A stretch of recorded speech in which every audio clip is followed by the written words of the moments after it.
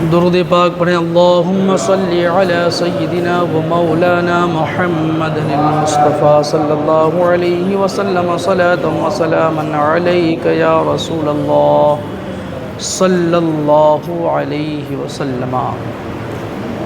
الحمدللہ، گزشتہ سبق یعنی کل ہم سبھی یہ جاننے کی کوشش کیے تھے اور بزرگوں کے حوالے یہ باتیں بتائی گئی کہ کن کن کارنوں سے، کن کن وجہوں سے غسل انسان پر فرض ہو جاتا ہے۔ تو وہ 5 وجہیں بتائی گئی ہیں کہ 5 کارنوں سے انسان پر غسل فرض ہو جایا کرتا ہے، اہل ایمان پر غسل فرض ہو جایا کرتا ہے۔ آج یہ جاننا ہے کہ ہمیں اور آپ کو جو غسل کرنا ہے وہاں کیا کیا چیزیں کرنا ضروری ہے جس سے پاکی حاصل ہو اور ہم اس پاکی سے نماز پڑھ سکیں، قرآن مقدس چھو سکیں، قرآن کی تلاوت کر سکیں۔ جی، تو غسل کی حقیقت بیان کی جاتی ہے کہ غسل کے 3 اجزاء ہیں، 3 جز ہیں، 3 حصے ہیں۔ ان میں سے ایک میں بھی کوئی کمی ہوئی اگر تو غسل نہ ہوگا، یا اور دوسری زبان میں یا دوسری طرح یوں سمجھے کہ غسل کے 3 فرائض ہیں۔ غسل میں کتنے فرائض ہیں؟ 3 فرائض ہیں۔ جیسے نماز میں 6 فرائض ہیں نا جی، نماز جنازہ میں 2 فرائض ہیں، غسل میں 3 فرائض ہیں، یعنی یہ فرض ہے ان چیزوں کا کرنا۔ اگر یہ فرض صحیح طریقے سے ادا ہو جائے تو پاکی حاصل ہوگی اور اس پاکی سے نماز پڑھ پائیں گے ہم اور آپ یا کوئی بھی اہل ایمان۔ پہلا ہے کلی، یعنی کلی کرنا۔ دوسرا ناک میں پانی چڑھانا۔ تیسرا فرض پورے بدن پر پانی بہانا۔ یہ مختصر طور پہ کہ غسل میں کتنے فرائض ہیں؟ 3 فرائض ہیں، کلی کرنا، ناک میں پانی چڑھانا اور پورے بدن پر پانی بہانا۔ یہ تو مختصر ہوا، اب اس کی تفصیل جاننے کی ہمیں کوشش کرنی ہے۔ کلی کے منہ کے ہر پرزے، گوشے، ہونٹ سے حلق کی جڑ تک ہر جگہ پانی بہہ جائے۔ کلی اس طرح کرنا ہے کہ یہاں سے لے کر حلق کی جڑ تک ہر پرزے میں پانی پہنچ جائے۔ ہر پرزے تک پانی پہنچانا فرض ہے۔ یہاں تک کہ 2 دانتوں کے درمیان جو جگہ ہے جس کو کھڑکی کہتے ہیں، ہے نا، 2 دانتوں کے درمیان جگہ ہے نا جی، وہاں بھی پانی پہنچانا ہے۔ اگر کوئی چیز اس میں داخل ہوئی ہے، ٹھیک، اس کو نکالنا ہے، نکال کر تب پانی وہاں پہنچانا ہے۔ پان وغیرہ کچھ لوگ کھاتے ہیں، پان کھانے کی وجہ سے مسالہ وغیرہ بیٹھ جاتا ہے، داڑھ وغیرہ میں مسالہ بیٹھ جایا کرتا ہے۔ کبھی کبھی پان کھانے پر پان کی پتی کہیں رک جایا کرتی ہے نا، چونا کہیں جو ہے جم جایا کرتا ہے۔ تو ان چیزوں کا چھڑانا اگر ممکن ہے، ممکن کا مطلب کہ چھڑانے کی صورت میں زخم ہونے کا اندیشہ ہو تو اس صورت میں معاف ہے۔ اگر چھڑانے سے زخم نہیں ہوگا، خون نہیں نکلے گا تو اس کو نکال کر پانی وہاں تک پہنچانا فرض ہے۔ صرف پانی منہ میں لے کے منہ میں ہلا دیا پانی، اس سے فرض ادا نہیں ہوگا۔ تفصیلی گفتگو، چونکہ اکثر لوگ یہ جانتے ہیں کہ تھوڑا سا پانی منہ میں لیے اور دائیں بائیں کیے، اس کو پھینک دیے، اسے کلی کہتے ہیں۔ اگرچہ زبان کی جڑ اور حلق کے کنارے تک نہ پہنچے یوں غسل نہ ہوگا۔ اگر زبان کی جڑ اور حلق کے کنارے تک پانی نہیں پہنچا، دانت کی کھڑکیوں میں پانی نہیں پہنچا، یا کوئی عارضی چیز جمی ہوئی ہے کہ اس کو نکال سکتے ہیں، نکالنے میں کوئی حرج نہیں ہے، نکالنے میں زخم نہیں ہوگا، خون نہیں نکلے گا، اگر نہیں نکالا ہے تو اس کے اندر پانی نہیں پہنچے گا تو فرض ادا نہیں ہوگا۔ بتایا گیا نا کہ یہ جو 3 فرائض ہیں، ان تینوں میں سے کسی ایک میں تھوڑی بھی کمی رہ گئی اگر، تو غسل ہوگا ہی نہیں، غسل ہوگا ہی نہیں۔ جب غسل نہیں ہوگا تو اگر اس نامکمل غسل سے نماز پڑھیں گے تو نماز نہیں ہوگی، ہے نا۔ جیسے نماز میں 6 فرائض ہیں، تو 6 فرائض میں سے کوئی ایک فرض اگر چھوٹ جائے تو نماز ہوگی ہی نہیں۔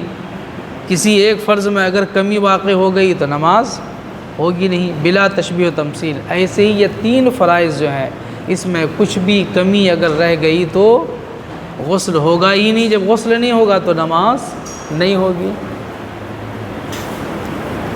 جی کریں کہ دانتوں کی جڑوں یا کھڑکیوں میں کوئی ایسی چیز جو پانی بہنے سے رکے، جمی ہوئی، کوئی ایسی چیز جمی ہوئی ہو کہ اوپر سے پانی تو بہہ جا رہا ہے لیکن اس کے اندر جو مسوڑ ڈاڑھ کا چمڑا ہے وہاں تک پانی نہیں پہنچ رہا ہے، وہاں تک پانی پہنچنے میں وہ رکاوٹ بنا ہوا ہے، جی اس کا نکالنا بھی چھڑانا بھی ضروری ہے۔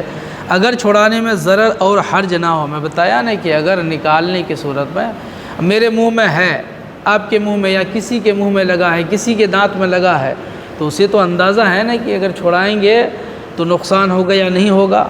اگر نقصان ہونے کا اندیشہ ہے، زخم ہونے کا اور خون بہنے کا اگر اندیشہ اگر ہے تو معاف ہے۔ اگر نکالنے کی صورت میں خون نہیں بہے گا، زخم نہیں ہوگا تو ایسی چیز کا نکالنا ضروری ہے تاکہ اس کے اندر تک، نیچے تک پانی پہنچ جائے۔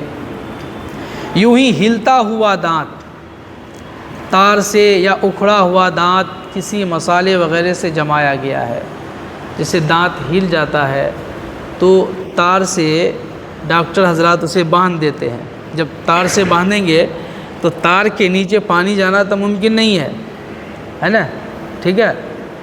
اور غسل فرض ہے، غسل فرض ہے، منہ کے پرزہ تک، منہ کے ہر جگہ تک پانی پہنچانا فرض ہے، ضروری ہے۔ پر یہ جو ہلا ہوا دانت جو تار سے بندھا ہوا ہے، جی اب اس تار کے نیچے جو پانی نہیں جائے گا تو یہاں معاف ہے، اس لیے کہ کھولنے کی صورت میں نقصان ہے، کھولنے کی صورت میں نقصان ہے کہ پھر دانت بکھر جائے گا، پھر ڈاکٹر کے یہاں جانا پڑے گا، یا کھولنے کی صورت میں ہو سکتا ہے کہ خون وغیرہ نکل آئے، زخم ہو جائے، ہے نا، تو وہاں معاف ہے۔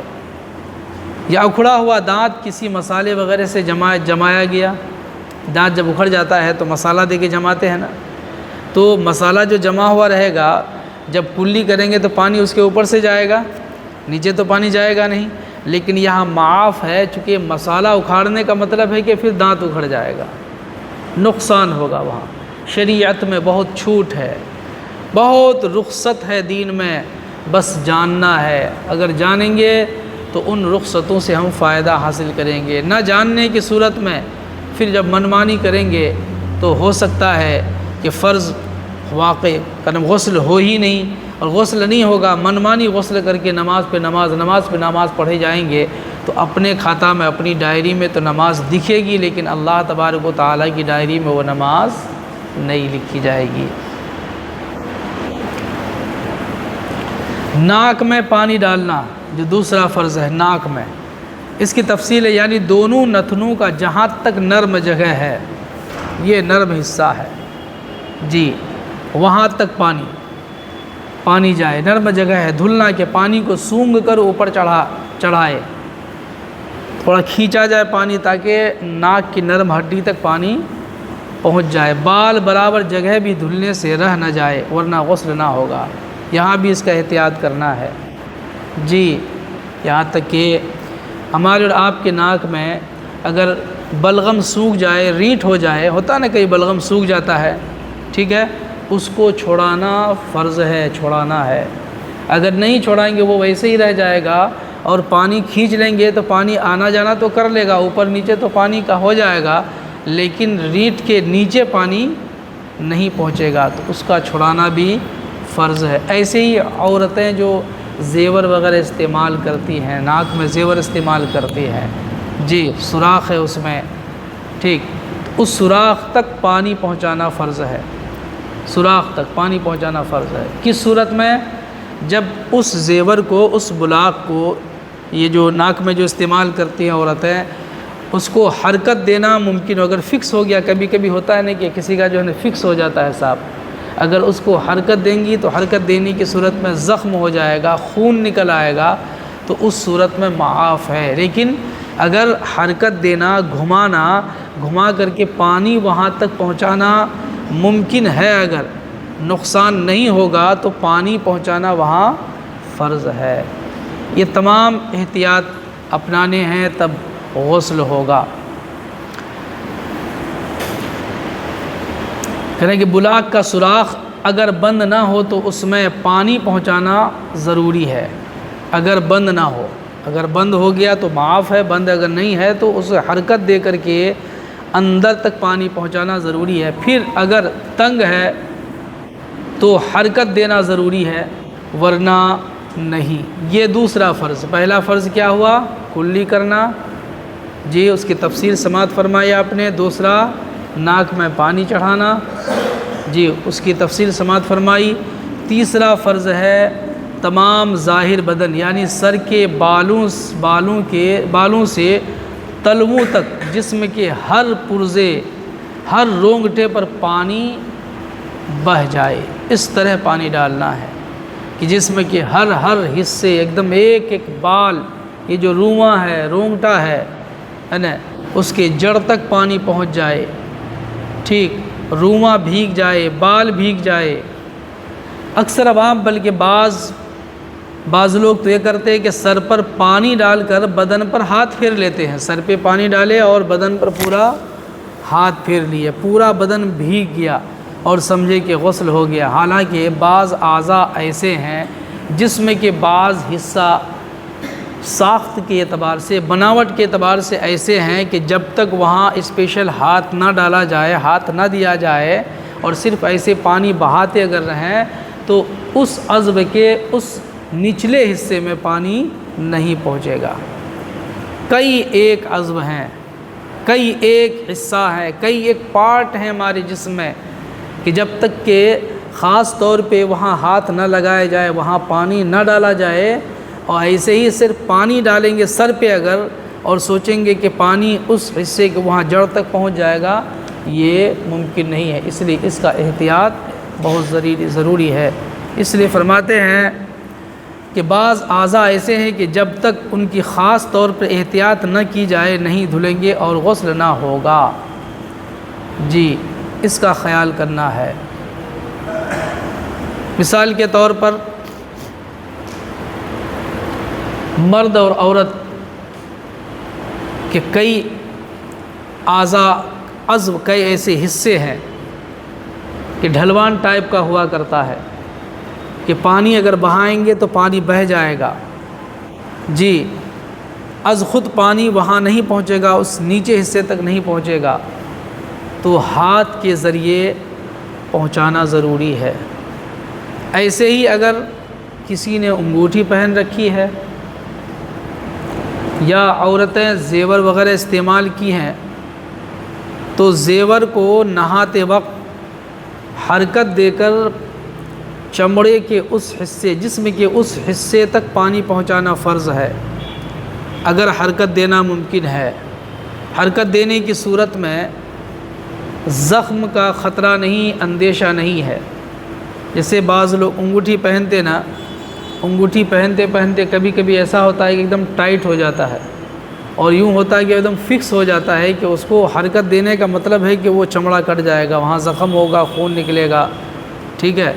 اگر ایسا فکس ہو گیا ہے تو پھر معاف ہے، پر گھمانا اگر گنجائش ہے، گھمانے کی اگر جی حرکت دینے کی اگر گنجائش ہے، جسم کے کسی حصے میں عورت کا کوئی بھی زیور ہے، چاہے پیر میں ہو یا ہاتھ میں ہوں، کان میں ہوں، جی کہیں بھی زیور وغیرہ ہوں، اگر اسے حرکت دینا ممکن ہے تو اسے حرکت دے کر جسم کے اس حصے تک پانی پہنچانا فرض ہے۔ اگر ایسے ہی چھوڑ دیا، یعنی حرکت دینا ممکن تھا، حرکت دینے کی صورت میں زخم نہیں ہوتا، خون نہیں نکلتا، زخم کا اندیشہ نہیں تھا، ایسے ہی چھوڑ دیا کہ چلو تو زیور ہے، اب وہاں سوراخ میں کیا پانی پہنچانا ہے جی، تو پھر غسل ہوگا ہی نہیں۔ ایسی صورت میں غسل نہیں ہوگا۔ جب غسل نہیں ہوگا تو نماز بھی نہیں ہوگی۔ کچھ تفصیل ہم جاننے کی نیک کوشش کریں۔ درود پاک پڑھیں، اللہم صلی علی سیدنا و مولانا محمد المصطفیٰ صلی اللہ علیہ وسلم، صلاۃ و سلام علیک یا رسول اللہ صلی اللہ علیہ وسلم۔ جیسے سر کے بال گندھے نہ ہوں تو ہر بال پر جڑ سے نوک تک پانی بہنا۔ گندھے بدھے ہوئے کسی کا ہوتا ہے جو چوٹی ٹائپ کا ہو جاتا ہے نا، اگر کھلا ہوا ہے تو جڑ سے لے کر بال کے نوک تک پانی کا پہنچنا ضروری ہے، اس کو بھگانا ہوگا، اس حساب سے نہانا ہے۔ اور گندھے ہوں تو مرد پر فرض ہے کہ ان کو کھول کر جڑ سے نوک تک پانی بہائے۔ بعض مرد بھی جو ہے چوٹی گندھتے ہیں جی، اگر ایسا ہو تو اسے کھول کر کے، چونکہ مرد کو کھول کر دھونا، پانی وہاں تک پہنچانا یہ ممکن ہے، اور عورت پر صرف جڑ تک کر لینا ضروری ہے، کھولنا ضروری ہے۔ اگر عورتوں کے ساتھ ایسا معاملہ ہے کہ وہ چوٹی گندھ چکی ہے اگر ہے نا، تو صرف جڑ تک اگر پانی پہنچائیں گی تو کام ہو جائے گا، فرض ادا ہو جائے گا۔ جب فرض ادا ہوگا تو الحمدللہ اس کا غسل ہو جائے گا۔ ہاں اگر چوٹی اتنی سخت گندھی ہو کہ بے کھولے جڑیں تر نہ ہوں گی تو کھولنا ضروری ہے نا۔ اس انداز سے بدھی ہوئی ہے کہ اگر اسے نہیں کھول رہے ہیں تو جڑ تک پانی نہیں پہنچے گا، تو ایسی صورت میں اسے کھولنا ہے اور جڑ تک پانی پہنچانا ہے، یہ فرض ہے۔ کانوں میں بالی وغیرہ زیوروں کے سوراخ کا بھی وہی حکم ہے جو بتایا گیا کہ جہاں بھی زیور کا استعمال ہماری ماں بہن بیٹی کرتی ہیں یا مرد ہیں انگوٹھی استعمال کرتے ہیں، انگوٹھی پہنتے ہیں، اگر ان زیورات کو یا انگوٹھی کو حرکت دینا ممکن ہے، حرکت دینے کی صورت میں زخم نہیں ہوگا، خون بہنے کا اندیشہ نہیں ہے، تو حرکت دے کر جسم کے اس حصے تک پانی پہنچانا فرض ہے۔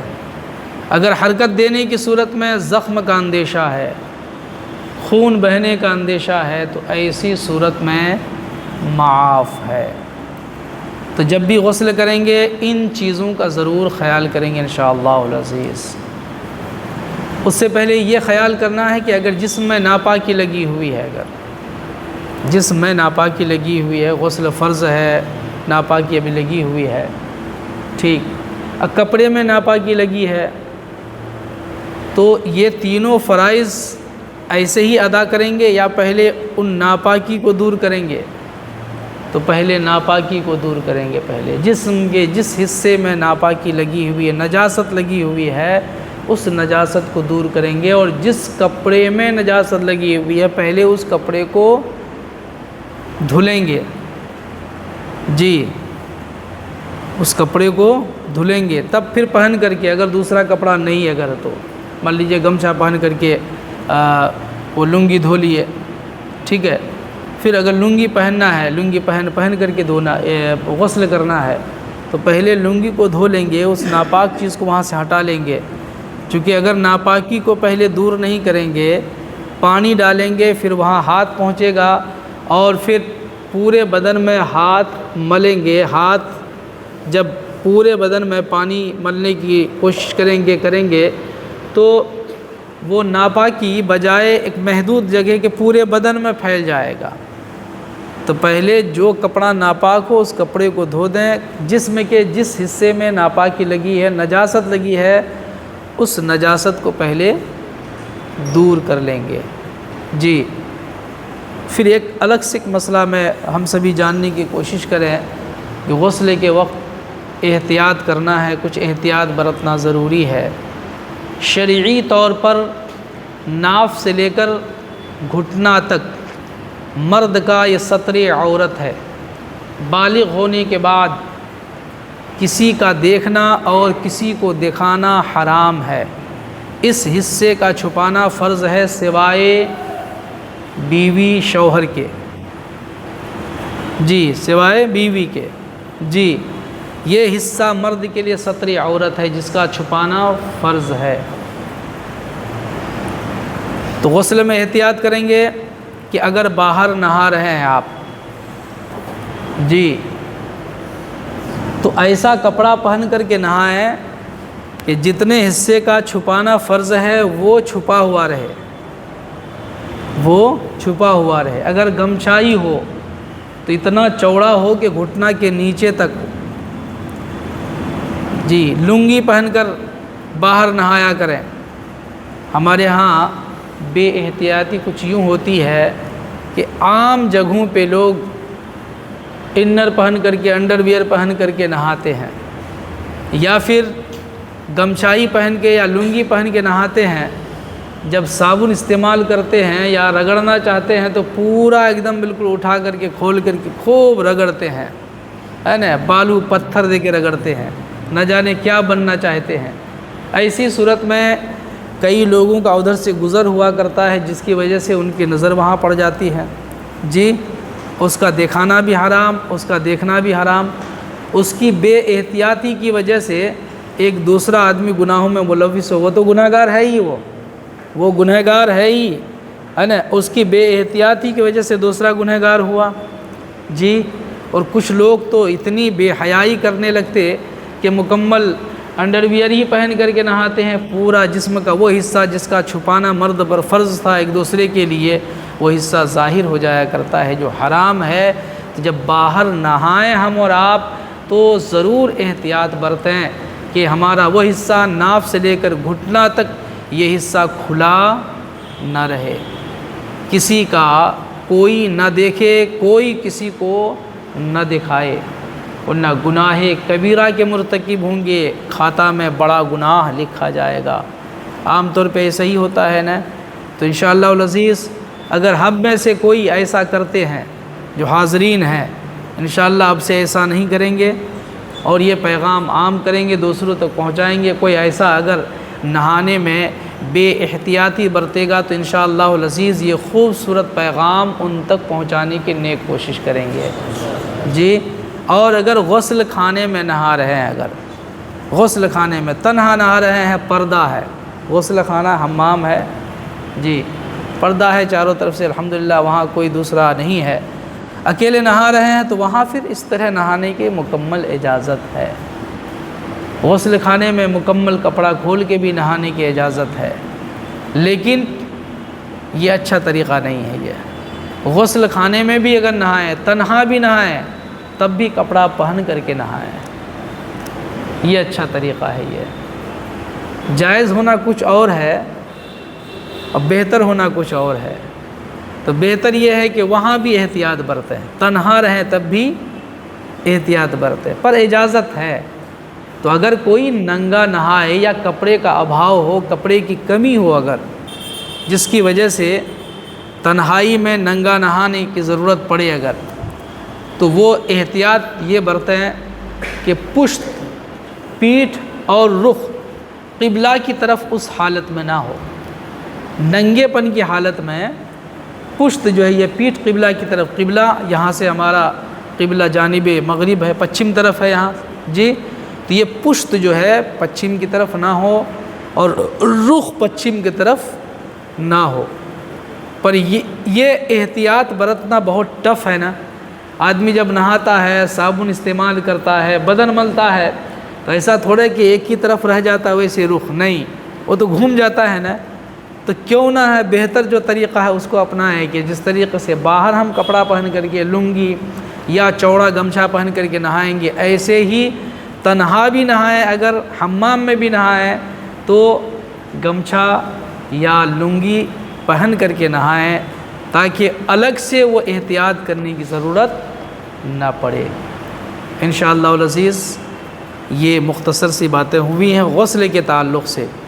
پھر مکمل سنتیں جاننے کے لیے ایک مکمل چیپٹر ہے، مکمل ایک سبق انشاءاللہ العزیز ہوگا کہ سنت طریقہ کی. یہ تو کیا ہوا کہ ضروری ہے، یہ کرنا ہی ہے، یہ ضروری ہے. جو چیزیں بتائی گئی نا آج یہ ضروری ہے، نہ کرنے کی صورت میں غسل ہوگا ہی نہیں. جب غسل نہیں ہوگا تو اس غسل سے نماز بھی نہیں پڑھی جا سکتی ہے، نماز ہوگی ہی نہیں، ہے نا. پر سنت طریقہ کہ مکمل غسل ہو اور ثواب زیادہ ملے الحمدللہ، مستقل سبق اس کے لیے ہوگا انشاءاللہ.